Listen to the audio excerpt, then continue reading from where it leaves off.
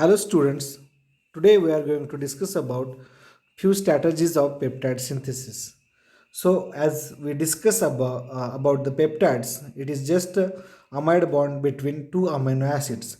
So making a amide bond or peptide bond between amino acids is not a difficult job if there is only two amino acids.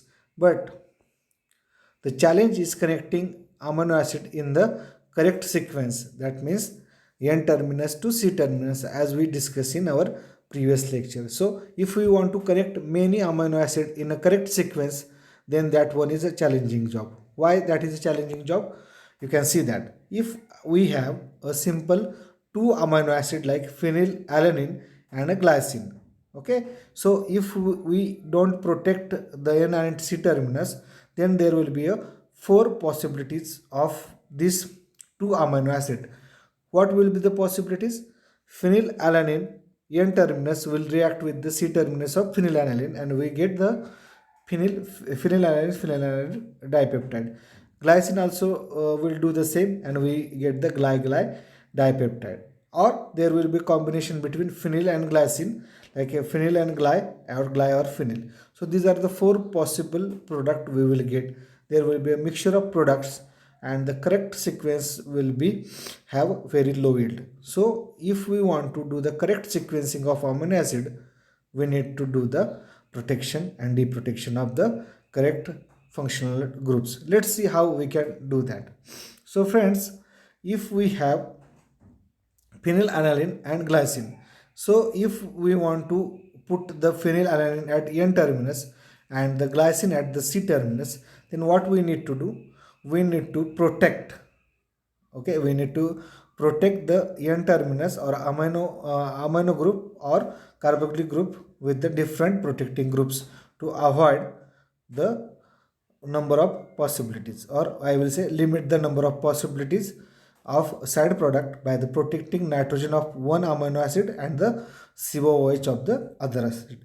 So here is a phenylalanine is protected with the X, and then C terminus of glycine is protected with Y. So this is how we are going to do the protection. So once the protection is done, we need to connect these two amino acid by just a peptide bond formation. So if we connected this two amino acid, we get the dipeptide. So once we get the dipeptide, the third point is need to deprotect the N terminus and C terminus.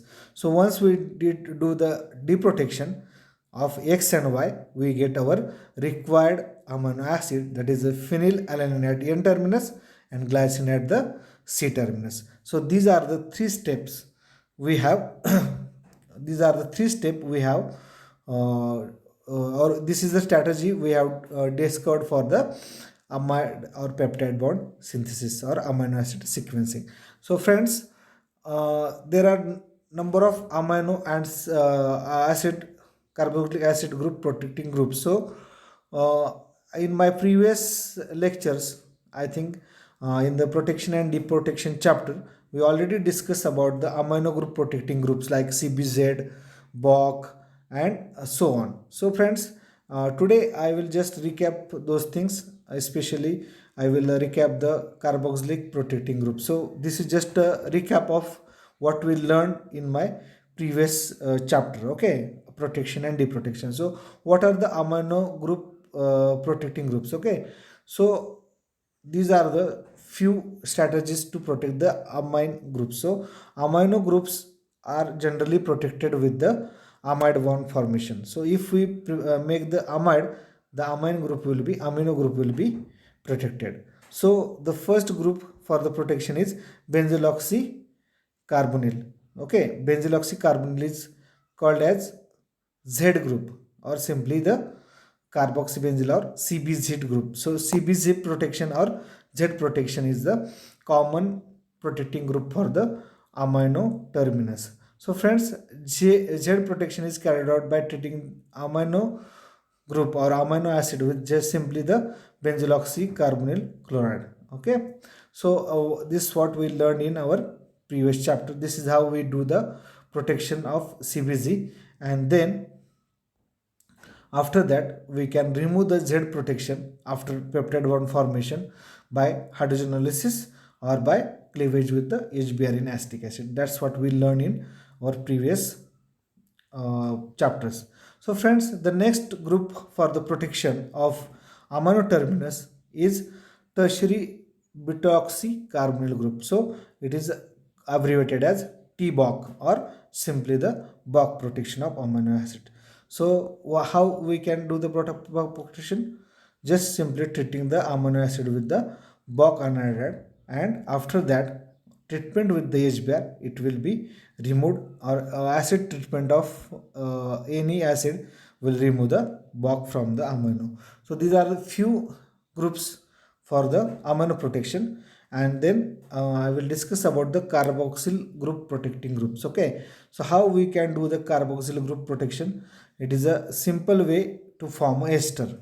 So carbonyl groups are normally protected as ester.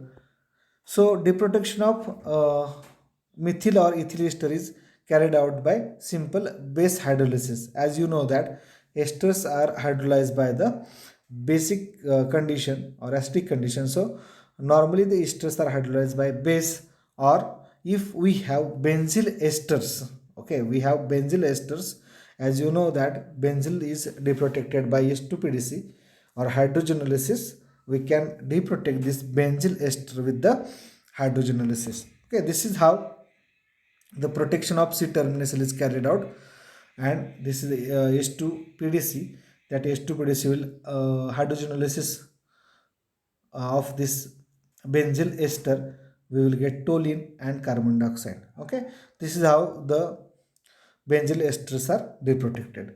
So friends, this is how we are going to conduct the peptide bond formation or peptide synthesis. So forming a peptide bond, there are two major methods. First is coupling of stably protected amino acids. Okay, what I'm saying, we need to take two stably protected amino acids first, and we need to treat them with the NN dicyclohexyl carbonamide, that is a DCCI. Okay, so it is simply called as DCCI coupling. Okay, so friends, sometime it is called as CDI coupling or EDC coupling. So various different reagents are used for this kind of coupling. And then next is a very simple method via active esters of N-terminus amino acid. So we can treat the active esters of N-terminal amino acid to form the peptide bonds. So friend, this is a simple diagrammatic presentation of DCCI coupling. So we have two amino acid. One is protected with Z and another is protected with just ethyl ester. So once we do the coupling of DCCI, we get the dipeptide in a Gould yield. So this is simple mechanism, but I will not go into the mechanism. So friends, this is how the protection is done, and finally the deprotection of C and N terminus will yield up our amino acid.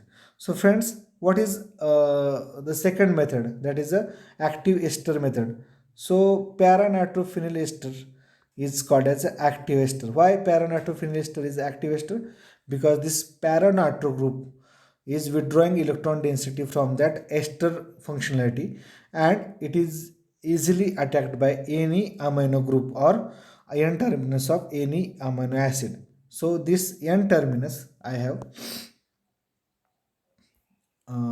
already discussed about this act, uh, para-nitrophenyl leaving group, which is very easily removed from the protection. So friends, this is how this NH2 of amino acid will attack on the phenyl ring or carbonyl group of OPHNO2. This phenyl ring is not shown here.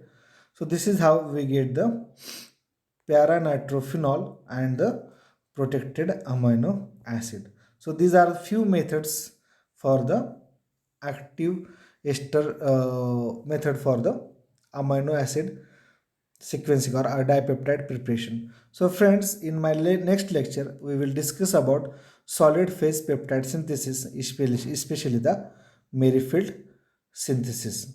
Okay. So if you have any doubt for today's lecture, feel free to ask me.